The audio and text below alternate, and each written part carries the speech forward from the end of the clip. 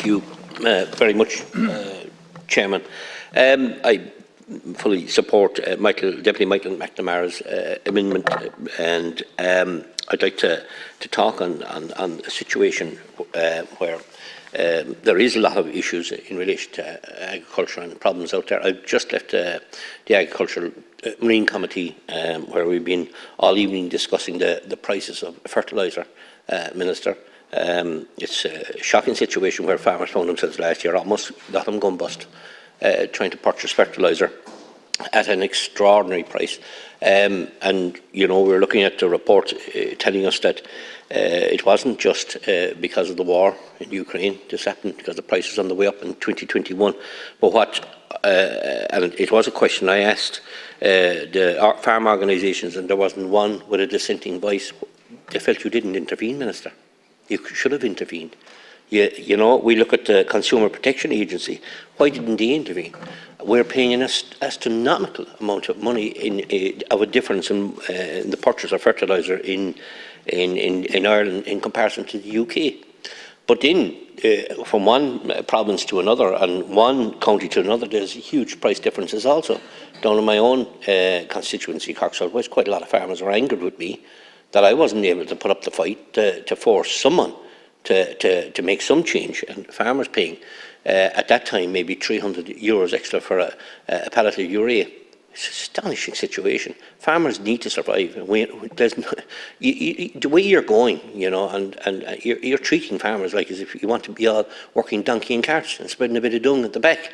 Something that happened in 1940, 1950. And we're not going back to that. Because if you do, you're only opening the Brazilian market, and they'll be delighted with your squeezing of the Irish agriculture, and squeezing ER.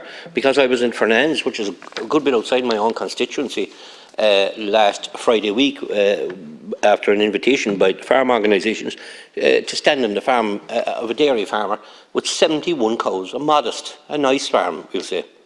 That man faces ruination if you're going to continue with your ploughing ahead with the nitrate directives. And you need to get up and say, no, we're not actually going to do this. We're going to try and force change here. Because that man is, besides many more farmers who attended that day, your own MEP was there, plus Deputy Moynihan, because, you know, they know, and I certainly know, that there's a massive crisis here. And we're going to have a massive issue with food supply if you're going to continue with this. And Minister, you need to make a statement on that today, that you're not going to force farmers, and you're going to force farmers, you know, the targets of 250 are non-achievable, and they know that, you know that, but you're going to plough ahead. Now, this gentleman's farm, married with, 4 or 5 lovely kids around the farm there, 71 cows, he's dropping to 50-something cows. He says, if this is going to go ahead, so he said he's non-viable, so he's gone. So he's gone off the farm. Unless he can purchase land or rent land that surrounds him. And that's going to drive the price of land for the ordinary suckler farmer who has a bit of land rented. The ordinary other smaller farmers are going to be absolutely wiped out. Wiped out. So you have two situations here, Minister, if you're going to step in, and realise that the 250 to 220 is non-achievable. If you're not going to step in here, you're going to leave people in a desperate situation where many dairy farmers won't be able to afford to purchase grounds or rent grounds neighbouring them. And if they do, they'll put it out at the price of the person who was renting it already. And it's a very unfair situation. And the one word that was used in the yard by many of them, we're being treated like environmental terrorists. That's what the farmers are saying, not Michael Collins. That's what the farmers are saying, environmental terrorists.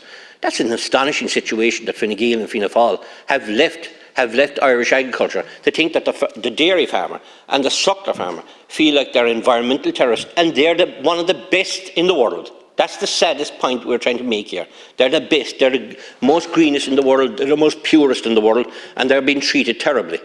And if any political party or any politician comes in here that's worth their salt and doesn't support the nitrate directives, that your targets that you're reaching are non-achievable, do not support that. They're not worth one vote in rural Ireland. Not one vote in rural Ireland. And that, I can assure you, will be remembered, because they were naming deputies inside that yard, and that yard is full of farmers, and they were naming who's with them and who isn't with them. So watch it, lads. I'm giving you a bit of advice. Be careful out there, because you can't have a farmer with 71 cows going out of business. You just can't do that. Because if that's the case, we're going to wipe out many farmers in Ireland, genuine, hard-working farmers. But they're so frustrated to be pinpointed the whole time. Any discussion in here, Oireachtas, the farmers, the problem, the agriculture, the problem, rural Ireland is the problem. We'll find a solution in rural Ireland. We'll find a solution in agriculture, but you won't. And as I said, you know, the price differences in the fertiliser between UK and Ireland is astonishing, but it is also between county to county, and that needs to be investigated. And I pleaded with the committee this evening that certainly an investigation needs to be carried out here. You know, we also in the situation with the sheep compensation that was asked for their minister. Unfortunately, sheep farmers found themselves in a desperate struggle for survival. And, you know, I met with Donald O'Donovan, the IFA, often, and Dermot Keller, the ICSA. There are people that know what's going on in their own areas, in their own farming situation. And look, well, my son is running the suckler farm now. It's an organic farm, and that's fine. That suits where we're living, because there's a lot of rough ground, and that suits the farming that we do down there. But not that type of farming suits everybody. I have super dairy farmers living near me. Absolutely tremendous. I wouldn't begrudge them 1 acre of their ground for the work they do. I spoke to a lady this evening from Rosscarbery, and she knew I couldn't give a solution to the issue she had. And she said to me that her son, who's married with 2 children, he hardly sees the kids or the wife these days. He said he's out every night because of cows calving. He's working, pardon, she said he's bought off by day. And she said, what's going to be the outcome? They're under immense stress, absolute stress that's going on here. And we hear the whole time above here condemning them, instead of supporting them, instead of making sure that they're going to survive. And we need to fight for them, Minister. That's what you were put here to do. And I plead with you to do that. And I plead with you to look at the nitrates and come out and make a statement, and make a brave statement that'll give the farmers breathing space for to survive. Thank you. Thank you, Deputy.